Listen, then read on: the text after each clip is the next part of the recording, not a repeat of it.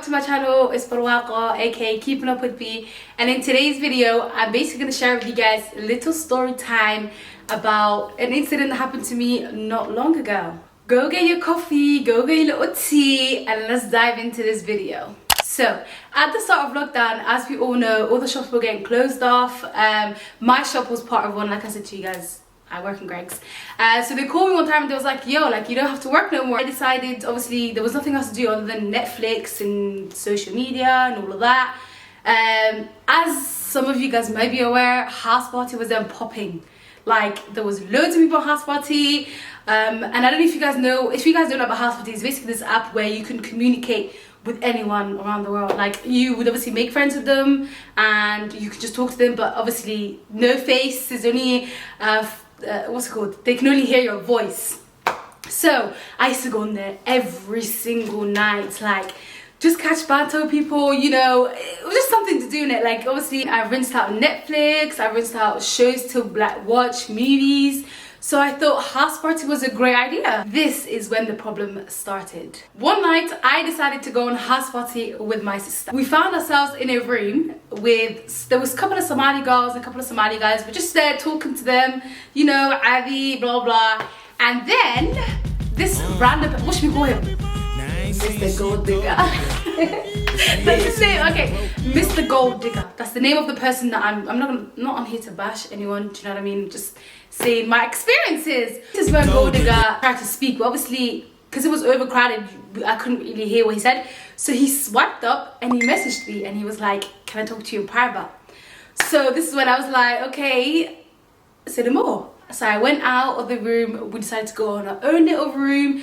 Obviously on House Party you could lock the room so like no one could come and disturb you when you're having a conversation with someone or whatever. So this nigga locks the room and I'm just like, it's coronavirus. Do you know what I mean? Just let me breathe. So it was like, I kept saying, no, like, can you stop unlocking the room so people can come in? Because I'm not gonna lie, but me and you was popular. We was not popular, but we was lit. Do you know what I mean? So I kept saying, yo, like, can you unlock the room so people could join in? And he goes, nah, I'm just trying to have a normal conversation with you, blah blah. And I was just like, okay. So I said, obviously he starts off like, what's your name? This is a House Party, so I'm not obviously going to give you my actual name. Do you know what I mean? Like, we could be friends. What was my name on there? That was my name. Excuse yourself. No.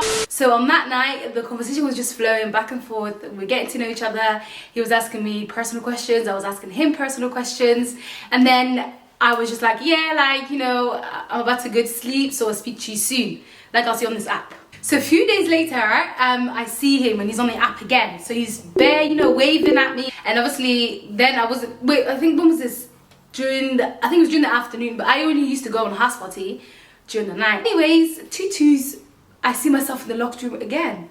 And this is when I'm like, yo, and I'm locked up. Oh, this nigga's trying to lock me in the room again. You won't let me out. Anyways, so we start getting to know each other. This is when he started asking, do you have Snapchat? Do you have, you know, Instagram? Can I see you? Bear in mind, guys, House Party, people don't really show their faces. So it's like, all you can do is, how do I say it? All you can... It's like audio. So it's nobody shows, no face, no case, and nobody shows themselves. So on House Parties, no face, no case. Like, you just get to hear my voice and that's it. Do you know what? He sounded like a decent guy, so I thought, let me just give him my Snapchat. That doesn't hurt. Cool, so now he adds me on Snapchat, and this is when... obviously he says, can I see your face? And I was like, yes. And I was like, can I see yours? And he was like, yes. And then I was like, so we exchanged pictures, whatever. So he thought I was cute, and then I'm not gonna lie, I thought he was cute too. So I thought, ooh, like, this is crazy, especially to find someone on a House Party. So obviously you have to act qali. So I said, yeah, like, you know, I'm going back to sleep, I'll speak to you on House Party / Snapchat, because he had my Snapchat now. A few weeks goes by. Tell me why I find myself talking to this guy every single day. Obviously I got a bit too comfortable, so did he. Like I said to you guys, I used to go on House Party with my sister called Nasra. She's right like behind here. Hi guys. And she was like, say I was going to House Party to talk to him, she would sometimes join the room, and it was just already like bants. He knew she was my sister. Then I told my younger sister, and I was like, yo, this is how he looks like. I was feeling the guy. Like, I'm not gonna lie, guys, but feelings were there. Anyways, it developed. Let me tell you guys about the first red flag that I have noticed.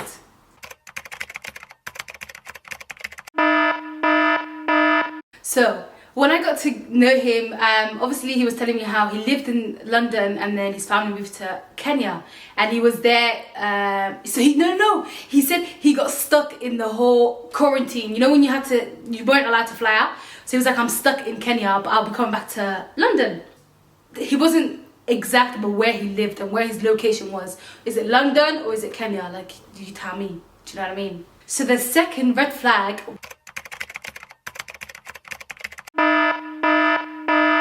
was that he was obsessed with the religion. There's nothing wrong with being obsessed with religion, alhamdulillah, you know, but to do it to mine F me just so I could feel guilty about things that I do and, you know, things that I shared with him anyway, it's totally wrong. The third biggest red flag, guys, was that this guy was complaining. Mr. Gold Digger was complaining about his money, how he was broke all the time, how this and that. And for me, I'm not gonna love you because of your money. Do you know what I mean? I would like, because I started to like the guy, I'm not gonna lie. So I was like, okay, you know, it's okay. Like, you know, brokenness doesn't mean anything. Like, I'm sure you'll be okay. So one day, guys, I decided to message him, obviously to just say hi or whatever. And the messages weren't going through.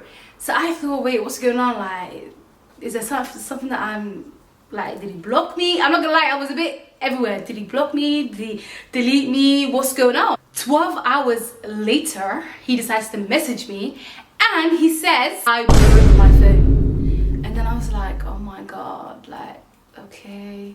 So cool. Anyways, he goes, oh, I'm borrowing my mom's phone. This is how this guy was confused. He goes to me, I'm borrowing my mom's phone. I put my SIM card in to speak to you.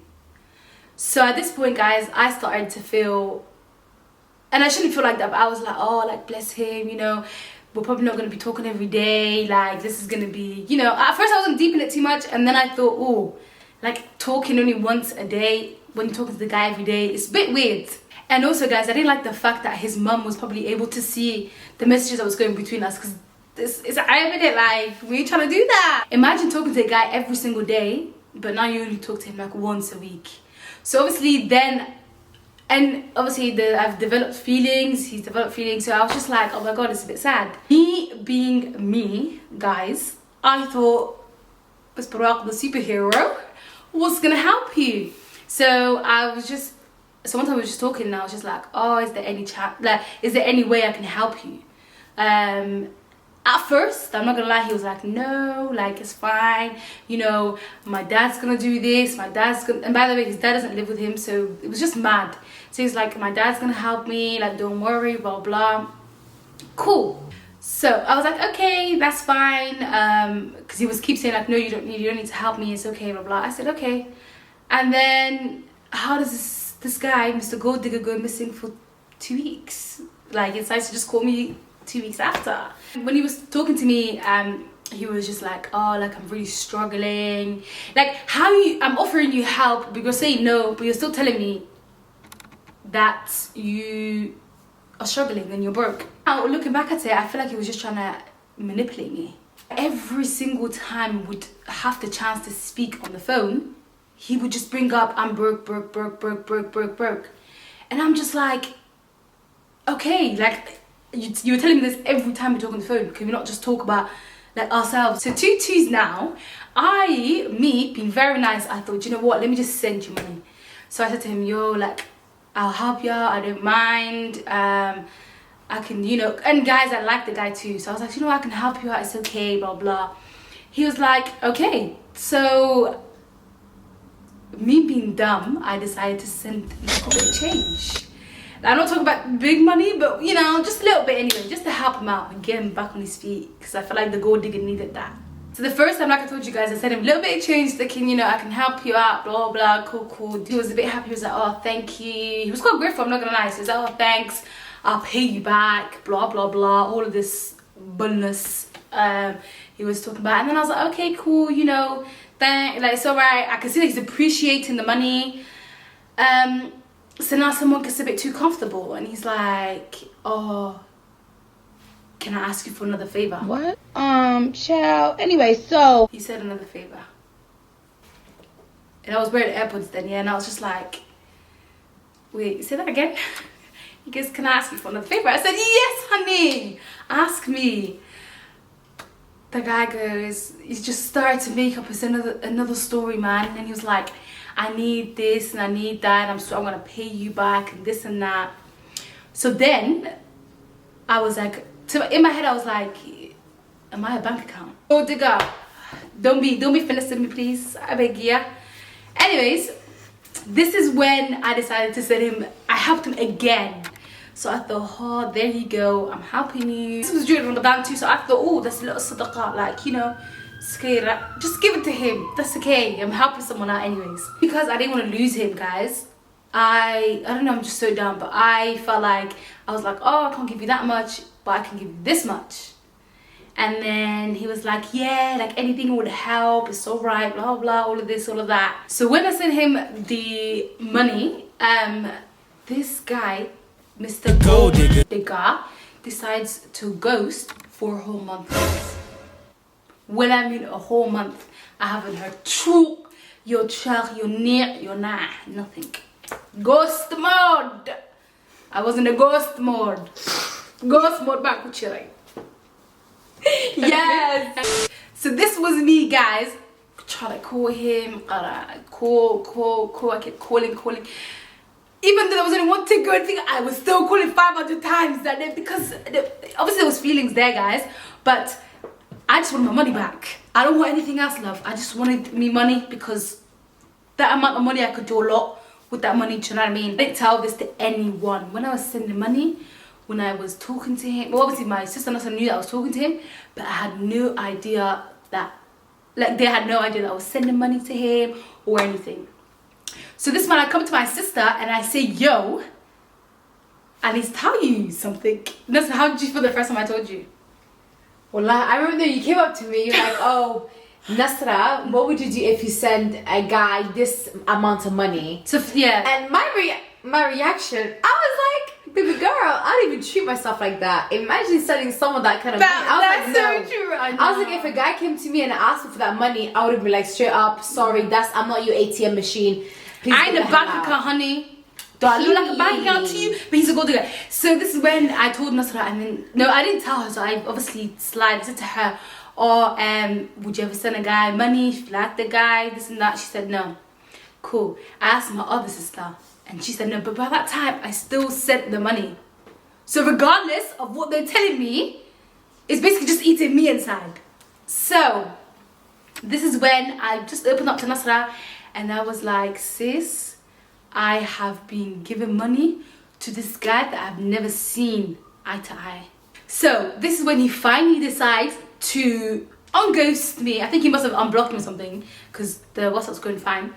And he was like, I'm sorry, I've just been going through so much. Just like, at this point, I don't care about you anymore. Like, and even though it hurts, guys, wallahi, I like the guy, and I'm not normally the type of person to like I would, if I like you, I like you. Do you know what I mean? Fully. He started apologizing, I'm sorry, I'm never going to do this again, blah, blah, blah, and this. And then this is when, wallahi, guys, because first I was in my own bubble. I wasn't telling anyone about this guy. I was just, you know, keeping stuff to myself. Then when my sister said to me that, she obviously, her saying nah, I would never send money to a guy, made me realized that this guy was a gold digger. Even though he still wanted to talk to me and everything, this is when I said to myself, listen, you need to cut him off. I blocked him off everywhere. I deleted the whole house app. Like, I thought, nah, I don't want anything to do with you. At this point, I knew I wasn't gonna get my money back. So I was like, deuces. This is when I put my hands to Ilahi and I said, Ilahi, you deal with that devil, aka Mr. Gold Digger. You do what you gotta do. Wallahi, it is what it is. It happened, and I thought this is time for me to move on in life. If you enjoyed this video, make sure to give it a thumbs up. Hit the subscribe button. Tell a friend to tell a friend, and comment down below what you guys want to see in my next video. This is Keeping Up with B, and I'm officially out. Deuces.